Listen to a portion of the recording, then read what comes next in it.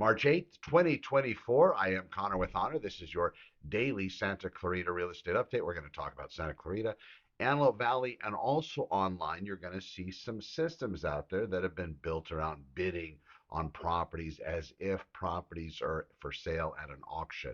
Believe it or not, that's total BS. We'll talk about that here towards later in the show. So let's talk about local real estate inventory. On Fridays, usually we talk about open houses. We talk about those types of situations. And the reason why I say those types of situations is because a lot of people go into open houses presuming that they're going to be speaking to the actual agent representing the seller. There's a lot amiss there, but I'll just give you one point. Usually, agents representing sellers are typically beyond the regular, normal, entry level real estate agent in the business.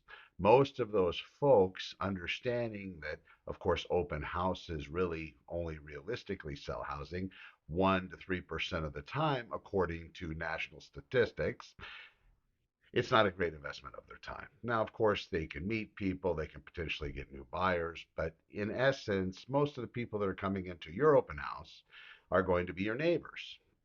After your neighbors, it's going to be some looky-loos.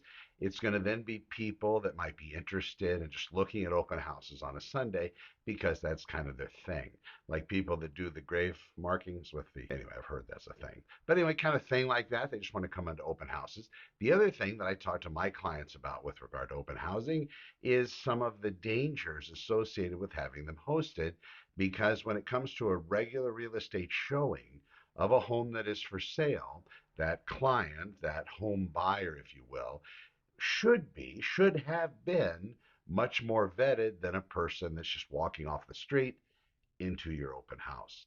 Now, of course, if you have a good agent, they're going to be watching out for your possessions. But when you have 30 or 40 different couples in an open house, COVID aside, all those, the cold and transference of air and breathing and all that stuff, let's put that aside. That might not be the best thing either, but aside, going back to being able to control all the people, it's very difficult. So if the seller hasn't open house proofed their residence, and this is what that includes, as a real estate seller, you want to remove everything that would be seen as being personal in nature. Photograph of you, photograph of her or him or them or they, any of those things. Also, if you have the change jar, believe it or not, the one that's full of all those pennies and nickels and dimes, well, the change drawer, hide that, get it out of plain sight. Now, people shouldn't be going into your closets or drawers or dressers, usually drawers, maybe the closet to see depth, but not digging through things. You know, if they come up and see the back wall, you've done a great job. So congrats on preparing your house for sale the way that you should have. So they see the back wall, they're good with that. But for somebody to start going in and digging around, keep things out of plain sight. If that's where you put your medicines, you know, your fancy prescription bottles, then keep those out of plain sight. Medicine cabinets in the garage, the boxes with the mirrors in front of them, you open the door. I haven't even really heard them called medicine cabinets, but that's usually where people keep their medicine. If you have one of those in preparation for the open house, make sure there's no medicines in there. Nothing that's going to track back to you. Now, of course, loaded firearms, of course not. Anything that's has the ability to be gotten to that's not under lock and key, you really want to rethink what that happens to be, because you last thing you want is somebody coming into your residence during an open house, taking a loaded firearm and doing something horrible. These are preparatory steps to get your home ready for an open house. And then after the open house, because now your house has been completely publicized, maybe some of the people that came in during the open house don't really care about your future. So then maybe they came and they saw some items that they might like, but they're going to come back later. Maybe they think that the residence is vacant. Maybe that's just part of their scam. Those are things that open houses could open you up to as well. Now, it doesn't mean you shouldn't do it, but I'm just saying from the layperson perspective and even a professional perspective, open houses really aren't all that great at selling residential real estate. Having said that aside, if you're going looking at open houses, I wouldn't sign anything, give up any personal information. Now, of course, the agent might say, well, hey, the seller really wants to know who came to their open house. Fantastic. Give them my name, but that's about all you're going to get. Nice talking with you. And usually they leave you alone after that. But anyway, something to think about. All right, so let me do the local inventory here as I do. And today's Friday, March 8th, 2024. So in Santa Clarita Valley, a bit of kind of a misnomer in preparation for the weekend.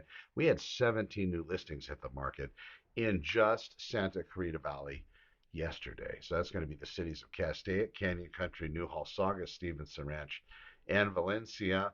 These countries are running pretty much the gamut. I see Saugus, I see Valencia, I see Canyon Country. I do see Castaic. I don't see any Stevenson Ranch. So listed for sale in Stevenson Ranch. But and you run the gamut here. You got a one bedroom, one bath condominium on Del Drive. Look at that, $480,000. See where those prices have gone? I remember when those were in the hundreds back in the day.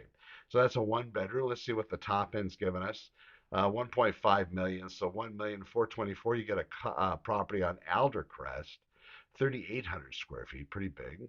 That's Canyon Country. That's going to be up off of the end. And how long ago? That wasn't too long ago. Yeah, 3824, $1,424,900. Running an open house this weekend as well, just to piggyback on it. So that's Santa Clarita Valley. If we look at out at Greater Antelope Valley Board of Realtors, we're getting that information. So they have 47 new listings in the last 24 hours. Those properties have just hit the market. All of this information can be seen at connorwithhonor.com. If you happen to be looking online for residential real estate, that's great. Just be wary of where you're searching, the information you give up, and a couple other items. If you do want to inquire about a property, understand that typically your inquiry is going to go to people that are paying for your basically paying for your information. So if you do want to ask a question, usually it's not to even the person that has the answer, i.e. the actual listing agent, but usually it's to somebody that's paying for your information via the website, Zillow, Trulia, Realtor.com, all of those syndication sites. You want to find out what listings are on the market for sale, you want to go to a system that agents have directly associated with a multiple listing service and have them put you on a search. It's the best thing. It's very accurate, and then you don't have to lift a finger. You get the listings emailed to you immediately at the moment that they're published, right at the moment. There is no 15-minute lag. You don't have somebody like that, reach out to me, Connor with Honor. Tell me what you're looking for, price range, cities, areas, locales. You just want foreclosure, you just want short sales, you just want notice of default filings, you're just looking for fixer-uppers, whatever it may be, I can put you on a list. As far as investment properties, that's something else before I get into this bidding online system. Investment properties, you really have to carefully do the numbers, and you have to realize if a property is touting itself as being an investor's dream and it's publicized online and it's in the multiple listing service, I'm not sure if it's being offered to all of the public to bid on, if it really is an investor's dream, or it will be when all is said and done. So watch out for that. I can send you those though, but again, it's great words if it were only true. Let's talk about online bidding. So this came up a couple days ago, working with some great people, see a property. So I crawled down the rabbit hole on the online bidding platforms for real estate. I thought, okay, well, maybe it's something new. Maybe it's something different. Unless you've been in any kind of industry for any amount of time, you really don't have knowledge as somebody that's been in it longer. Okay, that's Captain Obvious stuff. 1998, started in real estate, been working in the trenches ever since. Now, because of that, there have been a lot of interesting things that have come and gone in the span of my career.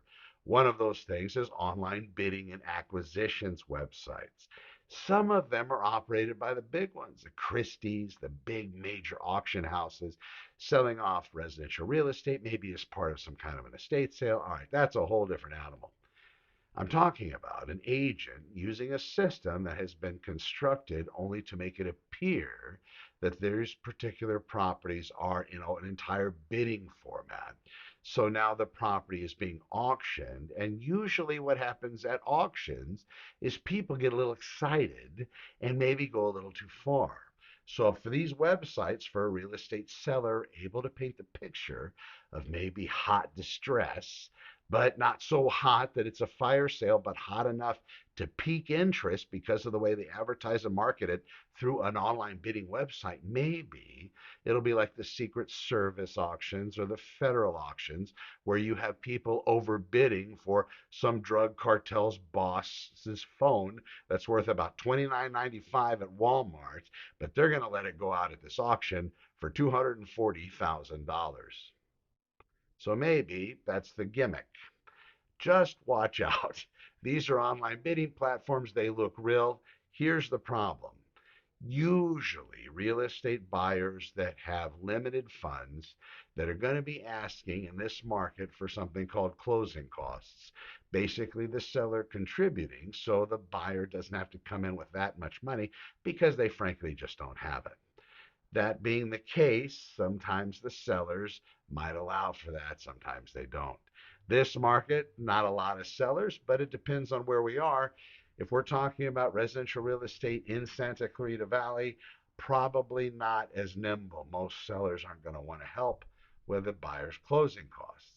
Antelope Valley, however, seeing a little bit of different in that market, thereby those sellers potentially could or might be more able to pay for closing costs for a buyer. Running into that, seeing an auction site touting a very new listing, having the online bidding require 150 bucks or so to be able to start the online bidding process. And then though that money's actually due at escrow. So they rebuilt the model where before it was 250 or some money up front in order to put an online bid.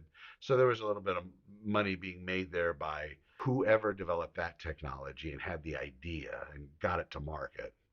But now it's different. You're paying it, I think, and maybe more a legal way to do it, not an attorney, something to ask. But now they pay it through the escrow process, that $150 fee. Again, that's not a problem really for a real estate buyer. The problem for a real estate buyer is when we break away from tradition. Some cases it's great. In other cases, it creates an even more complicated machine. So yes, we can go online and we can bid on this property.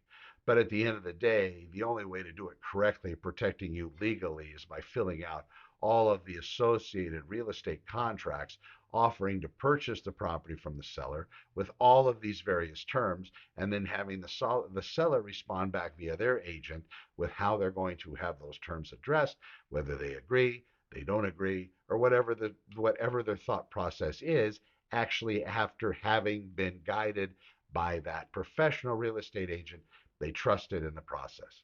Online bidding, point in case in point, be careful with it because there's a lot of people out there scamming people. And when you're buying something in droves with other people, if they build that marketing and advertising channel correctly, they could get properties to go up even higher than the market would push them, being already in a very deep seller's market. When these sites work, they work very well when inventory is tight like it is. We have very high demand and low supply. And that's the market we're in. Be wary. Talk to your real estate professional for more guidance. This has been Connor with Honor. I'll be back tomorrow talking about something in real estate. So stay tuned. Please let me know if I can help you. Send this video to those that need it. I am Connor with Honor. Over and out.